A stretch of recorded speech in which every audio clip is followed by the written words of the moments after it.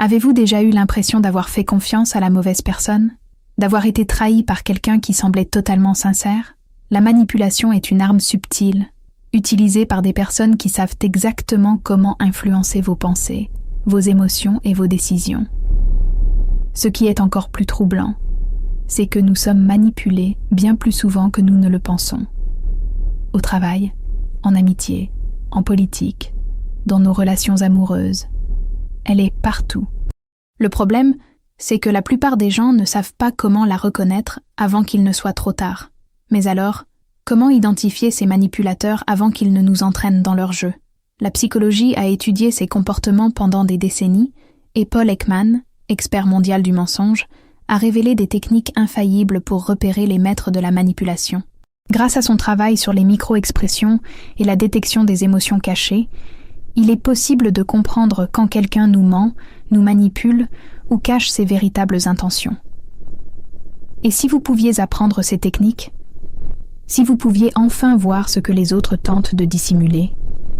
Dans cette vidéo, nous allons dévoiler les secrets des manipulateurs les plus redoutables.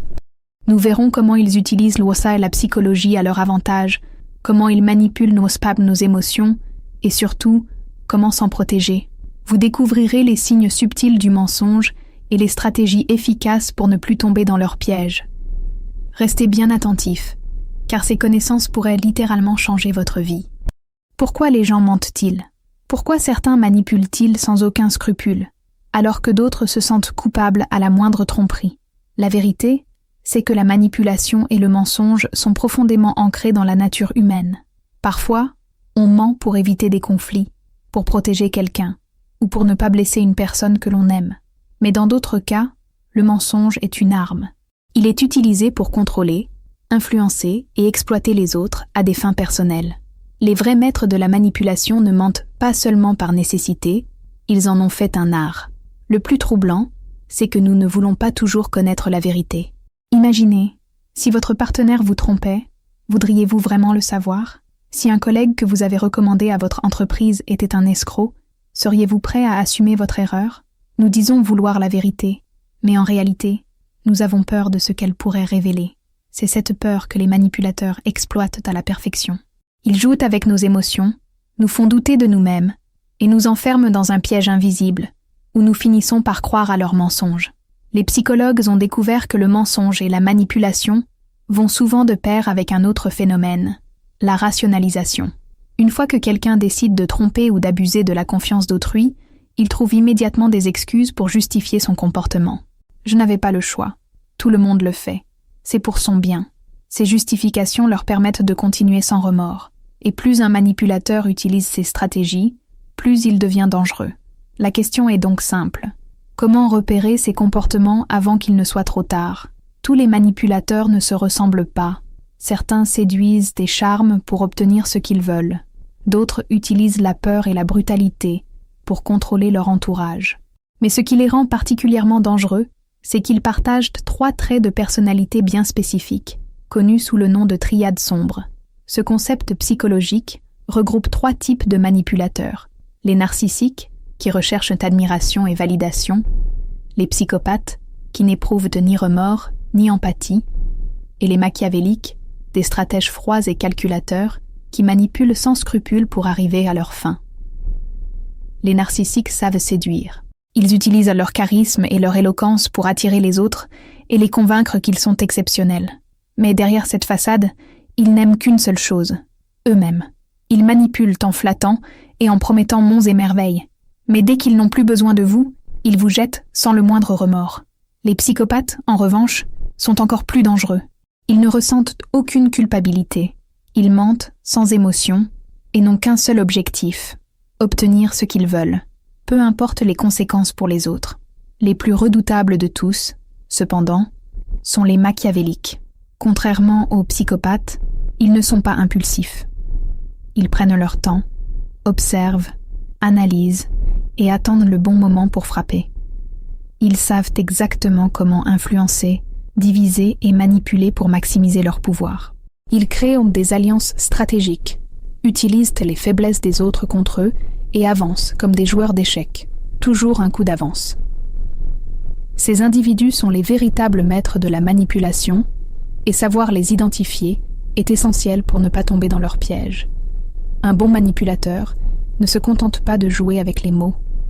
Il utilise également son corps, son regard, sa posture et ses gestes pour influencer et tromper. La communication non verbale est une arme puissante, et Paul Ekman a prouvé que certaines expressions et mouvements trahissent les véritables intentions d'une personne. Un manipulateur sait comment capter l'attention, inspirer confiance et masquer ses intentions réelles. Mais peu importe son niveau de contrôle, son corps finit toujours par révéler la vérité. L'un des signes les plus subtils d'un menteur est l'incohérence entre ses paroles et son langage corporel. Par exemple, une personne peut affirmer quelque chose avec conviction tout en faisant un léger mouvement de tête indiquant le contraire. Ces gestes sont presque imperceptibles à l'œil nu, mais ils existent. Un autre indicateur clé est l'absence d'émotion spontanée. Lorsqu'un manipulateur joue un rôle, son sourire peut apparaître légèrement en décalé, son regard peut sembler figé, et ses réactions peuvent être exagérées ou artificielles. Enfin, il y a le contrôle excessif de soi. Un bon manipulateur sait que son langage corporel peut le trahir, alors il fait tout pour rester impassible. Il limite ses mouvements, évite de montrer ses émotions et cherche à paraître inattaquable. Mais cette absence de spontanéité est en elle-même un signal d'alarme. Une personne sincère exprime naturellement ses sentiments à travers son corps, tandis qu'un manipulateur se concentre sur ce qu'il veut faire croire aux autres. Apprendre à repérer ces indices peut vous donner un énorme avantage face à ceux qui cherchent à vous manipuler. Les manipulateurs savent cacher leurs véritables intentions, mais leur visage les trahit toujours, ne serait-ce que pour une fraction de seconde. C'est là qu'interviennent les micro-expressions, ces mouvements involontaires du visage qui révèlent ce que quelqu'un ressent réellement. Paul Ekman a découvert que ces micro-expressions apparaissent en moins d'un quart de seconde, avant que le cerveau ne puisse les contrôler. Même le meilleur menteur du monde ne peut totalement les supprimer. Il peut vous dire qu'il est heureux pour vous, mais si, l'espace d'un instant, son visage exprime du mépris ou de l'agacement, alors vous avez votre réponse. Ces micro-expressions sont universelles. Peu importe la culture, l'éducation ou l'origine, les émotions fondamentales, comme la peur, la colère, le mépris ou la surprise, s'expriment de la même manière chez tout être humain. Le problème, c'est que 99% des gens ne les voient pas, car elles sont trop rapides. Mais la bonne nouvelle, c'est que l'on peut apprendre à les repérer. En s'entraînant à observer ces signaux, il devient possible de voir au-delà des mots et de détecter instantanément quand quelqu'un ment ou dissimule ses émotions. C'est un véritable super-pouvoir pour se protéger des manipulateurs. Imaginez être capable de percevoir un instant de peur sur le visage d'un vendeur qui prétend que son produit est infaillible, ou détecter une expression de mépris chez quelqu'un qui vous assure qu'il vous respecte. Ces signes ne sont pas des preuves absolues de manipulation, mais ce sont des indicateurs précieux qui, lorsqu'ils sont repérés, permettent de creuser plus profondément. Les manipulateurs jouent sur l'illusion et le contrôle, mais leurs micro-expressions échappent toujours à leur mise en scène. Si vous apprenez à les voir, vous ne serez plus jamais dupe. Et si je vous disais que, depuis le début de cette vidéo, votre cerveau a peut-être déjà été influencé, que ce que vous croyez savoir sur la manipulation est peut-être faux, vous pensez que les manipulateurs sont faciles à repérer, qu'ils sont froids, calculateurs, qu'ils montrent des signes évidents. C'est exactement ce qu'ils veulent que vous croyiez. La vérité, c'est que les meilleurs manipulateurs sont invisibles. Regardez autour de vous. Un collègue, un ami, un membre de votre famille. Et si l'un d'eux jouait avec votre perception, sans que vous ne vous en rendiez compte? Les maîtres de la manipulation ne vous attaquent pas frontalement.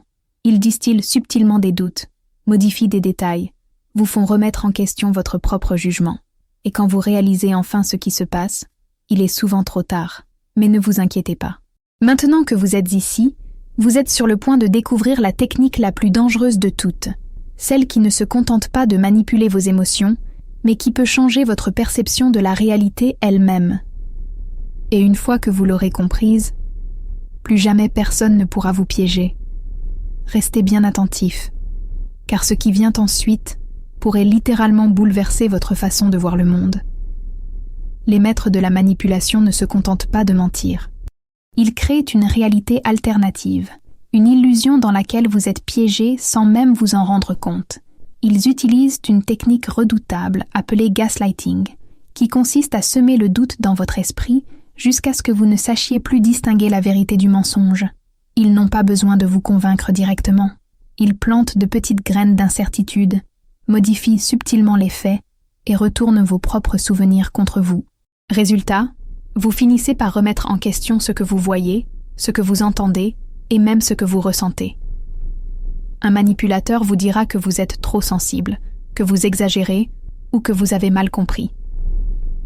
Il minimisera vos inquiétudes et inversera les rôles, vous faisant passer pour le problème.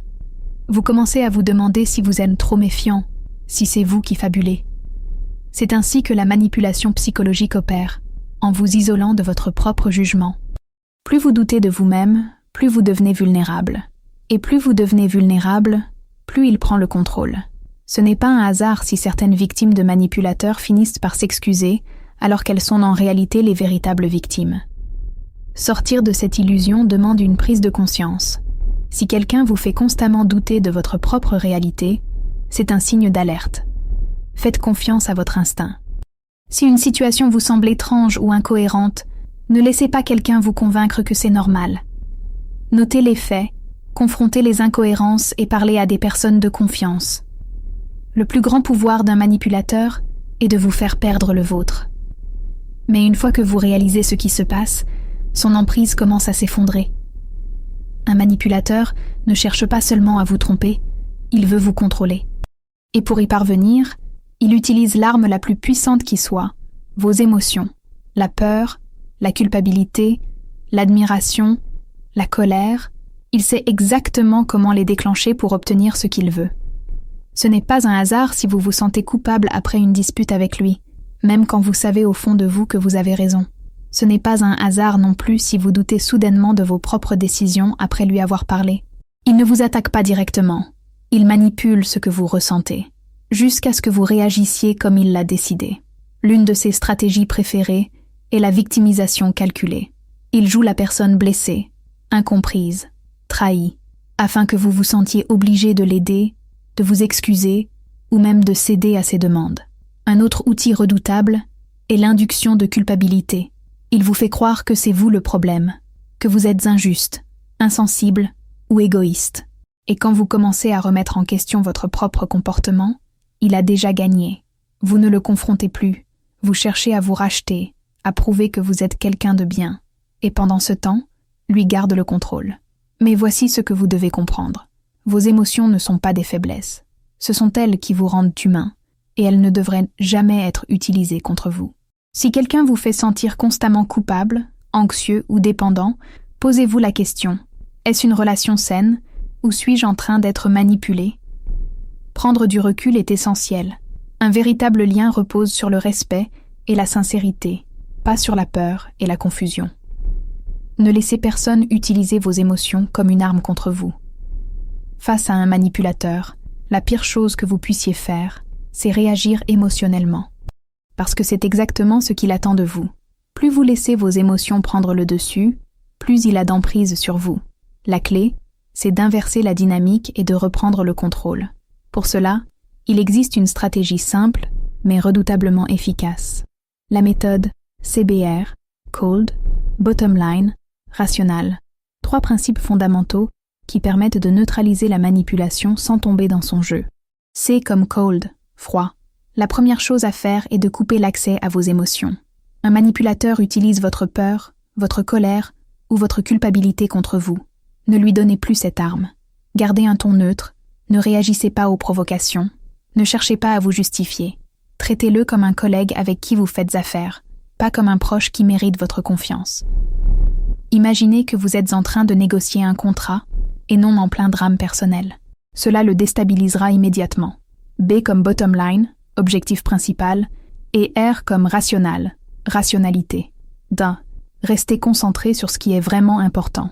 Quel est votre objectif? Est-ce de préserver votre paix mentale, de protéger votre réputation ou d'éviter une confrontation inutile?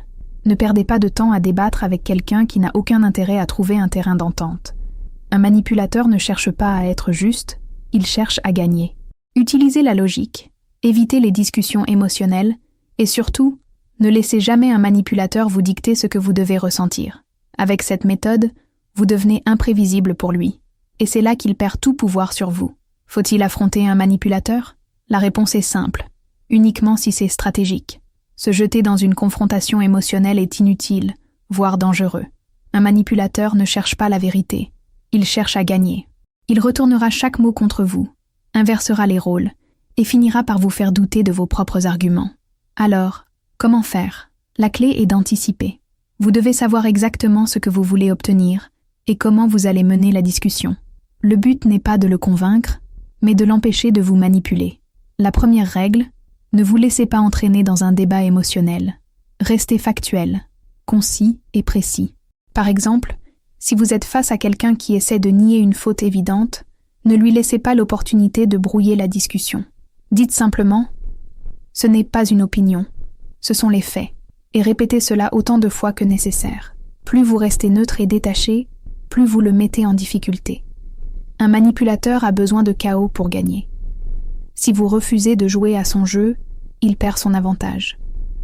Ensuite, sachez qu'en partir. Tous les conflits ne valent pas la peine d'être combattus. Si la confrontation ne vous apporte aucun bénéfice et ne fait que nourrir l'emprise du manipulateur, coupez court. Dites ce que vous avez à dire, sans colère ni justification, et sortez de la discussion. Se retirer avec assurance est parfois le coup le plus puissant que vous puissiez jouer. Rappelez-vous, vous n'avez pas besoin de prouver quoi que ce soit à un manipulateur. Votre plus grande force est de rester maître de vos choix et de vos réactions. Maintenant que vous connaissez les techniques des manipulateurs, vous avez un avantage précieux. Vous ne serez plus jamais une cible facile. Vous savez comment ils jouent avec vos émotions, comment ils construisent des illusions et comment ils retournent la réalité à leur avantage. Mais surtout, vous savez que le pouvoir qu'ils ont sur vous n'existe que si vous le leur donnez. La manipulation fonctionne dans l'ombre. Elle se nourrit du doute et de la confusion. En mettant en lumière leur stratégie, vous brisez leur jeu avant même qu'ils ne commencent. La question n'est donc plus « suis-je manipulé ?», mais plutôt « suis-je prêt à voir la vérité en face et à agir en conséquence ?» Car la manipulation est partout, au travail, dans les relations personnelles, en politique, sur les réseaux sociaux. Ceux qui savent la reconnaître ne tombent plus dans les pièges, et mieux encore, ils deviennent immunisés contre ces stratégies. Apprendre à détecter un manipulateur, c'est reprendre le contrôle de votre propre esprit, ne plus être influencé par des discours trompeurs, et surtout, ne plus jamais laisser quelqu'un dicter vos émotions. Si cette vidéo vous a ouvert les yeux, alors partagez votre expérience dans les commentaires. Avez-vous déjà été manipulé? Comment l'avez-vous découvert? Plus nous échangeons sur ces sujets, plus nous aidons les autres à ne plus se laisser piéger. Et surtout, si vous voulez continuer à développer votre esprit critique et à comprendre les rouages de la manipulation, abonnez-vous. Parce qu'ici, nous ne nous contentons pas d'écouter, nous apprenons à voir ce que les autres ne veulent pas que vous voyiez.